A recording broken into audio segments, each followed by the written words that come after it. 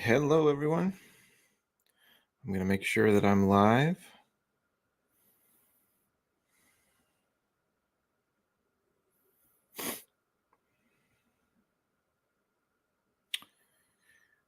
I don't see myself yet, so if you see me, post something or put a message in the comments there.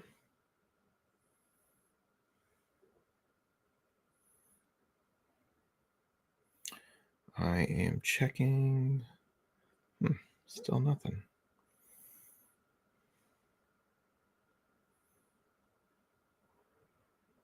There we go. Okay. So I'm just checking a look. Yeah, looks like we're live. Well, hello, everyone. It's been a little bit of a crazy time, and thank you for following my journey. If you've been following it in Guatemala, Life Enabled is a nonprofit organization that serves the very north part of the uh, country of Guatemala. It is in the jungle. It is hot and jungly and all that stuff. And there's just not a lot of healthcare in that area. We partnered, oh man, 18 years ago with a hospital called Hospital Shalom that is in a town called San Benito, and we've been doing prostheses on a biannual basis there. And but one of the things that we found that was very important was to have somebody that is available for repairs, replacing feet, knees, and the like. And you're going to actually see a picture of Marlon here. And when COVID hit, that was a big key of keeping everything going. Was there were no people in and out of Guatemala, and he literally lives about a block away from the facility, and so he was able to take care of patients, make new prostheses, and all that while we were away. So, but this particular thing was very interesting in that I had two 3D printers down there. They were Bambu A1 printers in Guatemala. I had a battery system set up just so we wouldn't lose any of the long prints. And I didn't take any of my modification software. So that was a big thing that I made sure that I didn't do. The only thing that I had was my phone with comb scan, and I had those two printers and a computer with slicing on it, so I could slice for the printer while I was down there. So the whole idea is to have centralized design, decentralized production, and allow people to really do the things that they're good at. Evaluation, you communicate what you're trying to do, and then the fitting side and the actual design and fabrication is done not even on site. And so I think that is an important concept, especially when we're looking at the NGO side of things.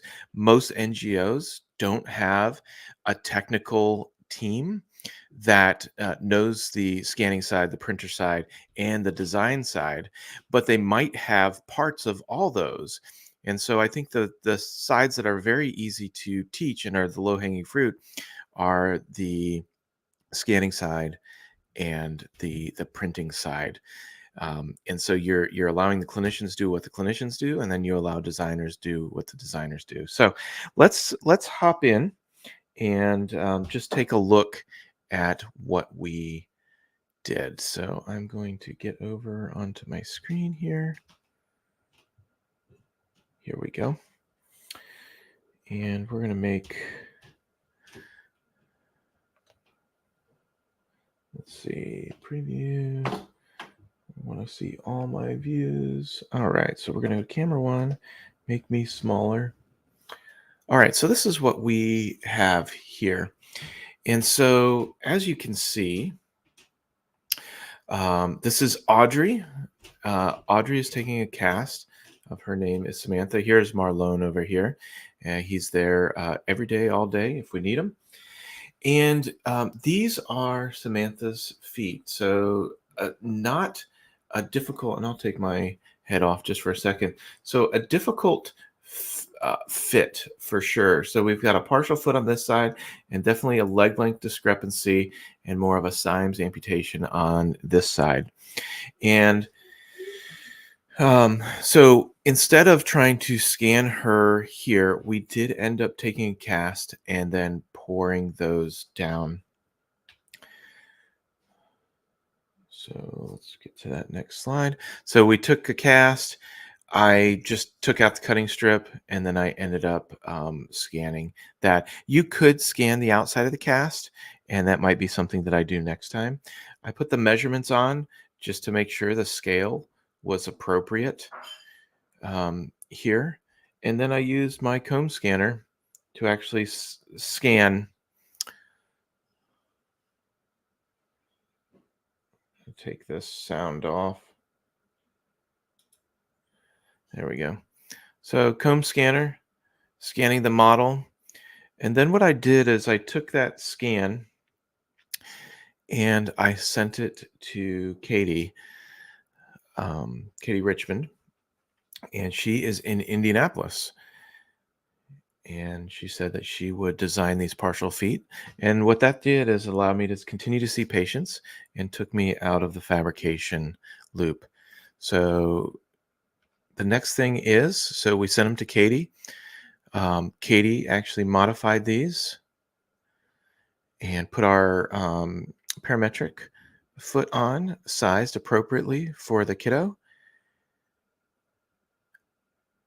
And you can see that we have accommodated for the leg length discrepancy as well.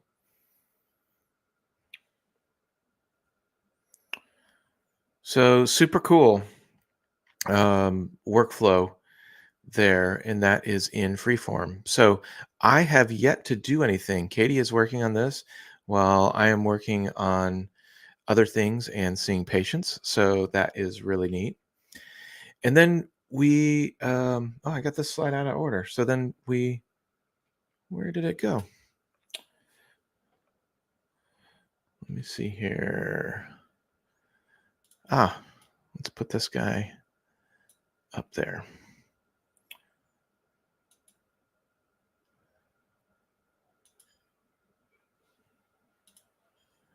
Okay. So then we threw it on the printer. This was a print that was in pink filament, and obviously this is white filament. This filament was pretty terrible. This was Overture 95A supposedly, and you can see that it just did not print well, and lots of moisture in the air.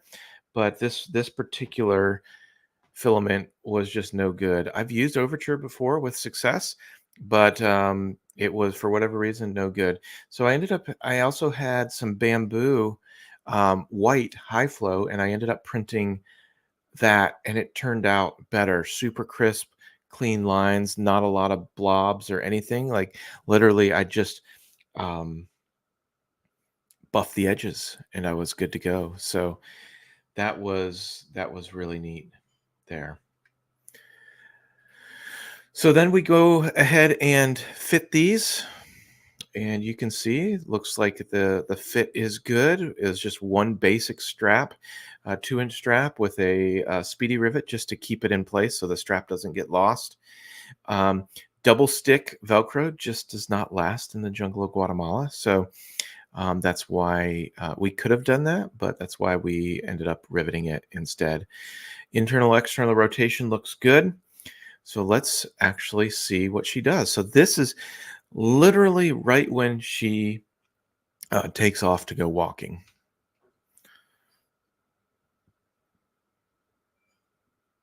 So a little bit tentative. But the couple things I look at, she's not walking on eggshells. Look at her shoulders. Shoulders very even.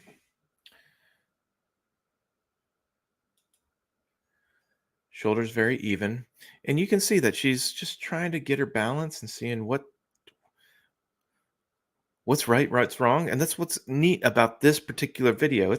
We just don't show like the great steps, right? It's her learning to walk. Now she's like Okay, let's see what these things do. I'm going to stomp a little bit, walk a little bit, and we can see that the right side will sometimes internally rotate, and that is just her.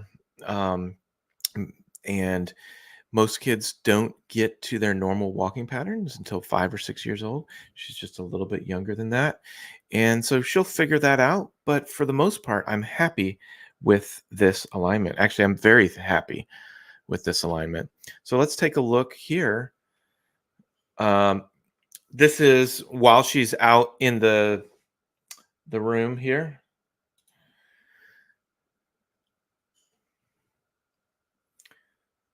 So here she goes. She's going to go do some walking. Very cool. You see the smile. She's getting more and more confident, stomping around, even step length. I love it. So this is a perfect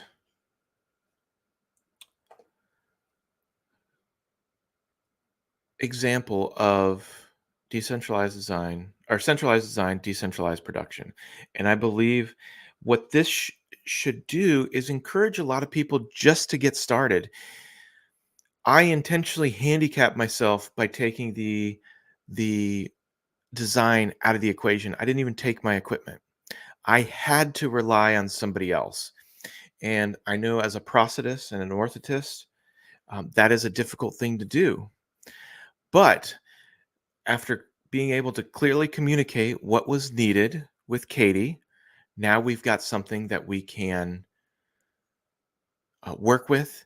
And I was able to use my time much more wisely to continue working on some of the other things I needed to do in the clinic. So I hope this provides an encouragement for you, gives you a little bit of insight. I think the takeaways here is inexpensive scanner, sign up for the comb scan, trial scan, and get an inexpensive printer. I printed both of these on the Bambu A1 printers.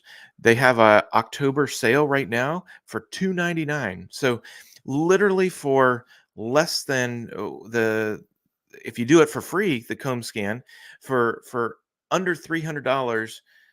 Well, $299 is $300, but essentially for $300 you could be 3D printing partial feet prostheses, if you had somebody help design. So if you have any questions about designing or you need some help, now that side is not free, but we would be happy to help at Advanced 3D for you to realize your designs and print in-house. But it is the gateway to moving forward in what you're trying to do. So thanks for watching and have a great weekend.